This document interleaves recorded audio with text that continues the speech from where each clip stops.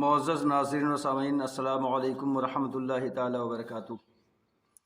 رمضان المبارک کا رحمتوں بھرا مہینہ ہمارے آپ کے درمیان ہے، جس کا پہلا عشرہ ہے۔ جب رمضان المبارک کا مہینہ آتا ہے تو اس میں قرآن مقدس پڑھنے کا جذبہ ہمارے اندر بہت تیزی کے ساتھ آ جاتا ہے۔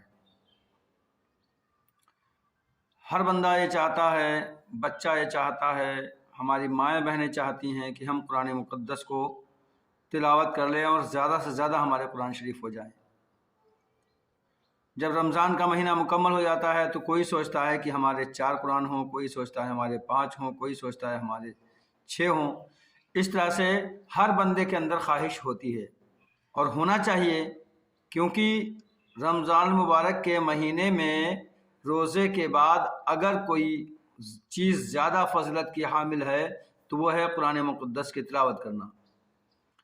میرے آقا علیہ الصلوۃ والسلام نے ارشاد فرمایا، جو قرآن مقدس پڑھنے میں ماہر ہے وہ کرامن کاتبین کے ساتھ ہے، اور جو شخص رک رک کر قرآن شریف پڑھتا ہے، یعنی زبان جلدی جلدی اس کی نہیں چل پاتی ہے، تو اس بندے کو ڈبل اجر ملتا ہے، ڈبل ثواب ملتا ہے۔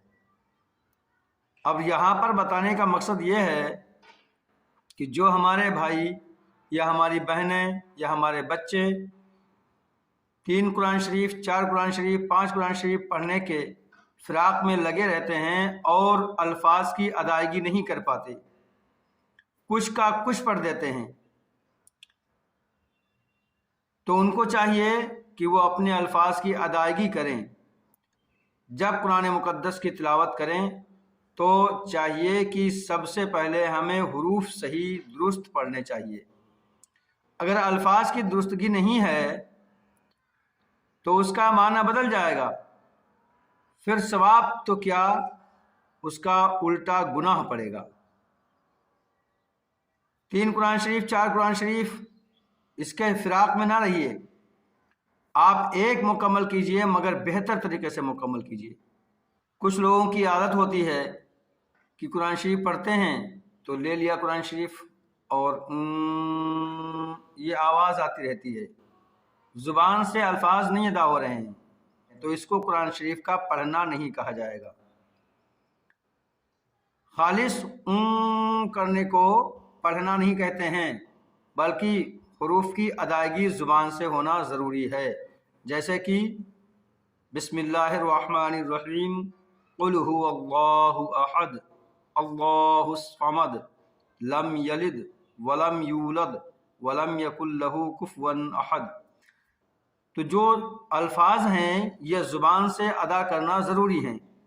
حضرت علامہ یافعی رضی اللہ تعالیٰ عنہ سے منقول ہے، وہ فرماتے ہیں کہ ایک میت کو لوگ قبرستان میں دفن کر کے واپس آنے لگے تو قبر میں سے ایک گرجدار دھماکے کی آواز آئی اور اس قبر سے کالا کتا نکل کر باہر بھاگا۔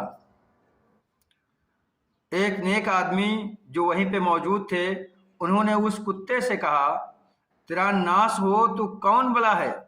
تو وہ بولا، میں اس میت کا برا عمل ہوں جو اس نے دنیا میں کیے تھے۔ انہوں نے پوچھا، یہ جو آواز آئی دھماکے کی، اس کی چوٹ تجھے لگی یا میت کو؟